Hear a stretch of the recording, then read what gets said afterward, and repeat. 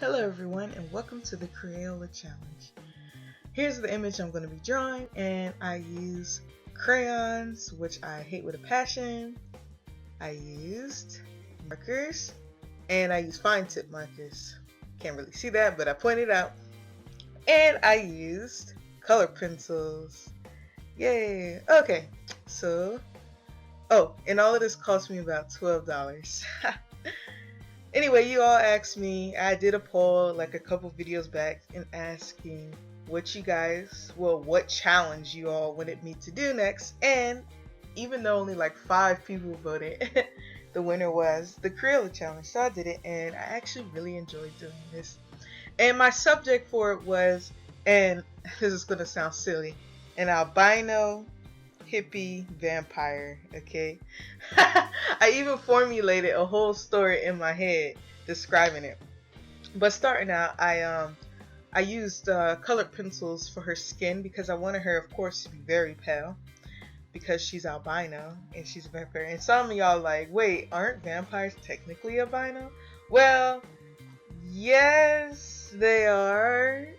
But not necessarily. I mean, they're supposed to be pale, but not necessarily albino. Like, she's truly albino. There's a part in here where I messed up the whole albinism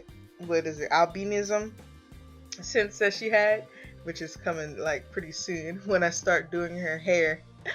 Albinos, what I wanted to do was have her tips or the ends of her hair red, and you see here I went all the way up, and then I was like, God damn it.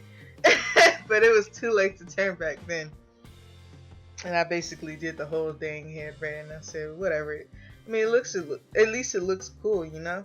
And I wanted her to be a hippie because usually when I think of vampire, I think of pretty dark colors or not much color at all. But what would be the fun of a Crayola challenge if I'm only going to use dark colors? I wanted to make it look really colorful and pop with wonderful colors. So I said, you know what? Let's make her a hippie, because don't hippies wear colorful clothes? Or am I just stereotyping? Honestly, I have an art teacher of mine that I had when I was in high school. I consider her a hippie. And she did wear colorful clothing, and she did wear colorful jewelry.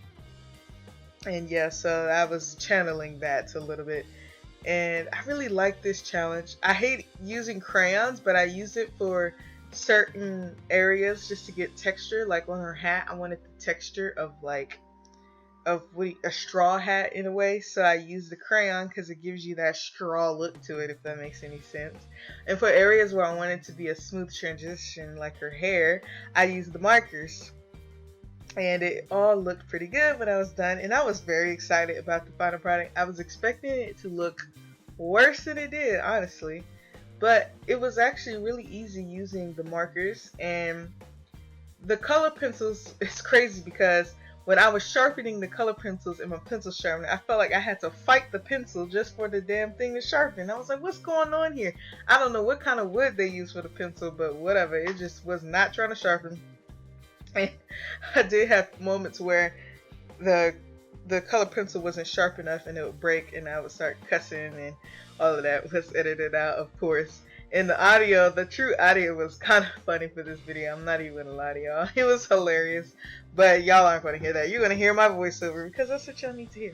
Oh, and of course, since she's outside, she has to have some shade, so I decided to do a big old tropical leaf over her head, and that was nice to do. And a lot of the background is cut out because my camera stops recording after about 29 minutes, and I usually set a timer, and I set my timer and I snoozed it, and I didn't reset it again, and I just kept drawing. I didn't care to restart the recording, but it's okay because it wasn't really that interesting doing the background. All it did was the sky, some ground with some grass and flowers, and I mostly did it in crayon, a little bit of marker. And I didn't want, because she's wearing a green dress, I didn't want to distract from that too much with the ground. So I didn't use as much bright colors in the grass that you'll see at the end. And last minute I added a shadow because I realized I didn't have a shadow.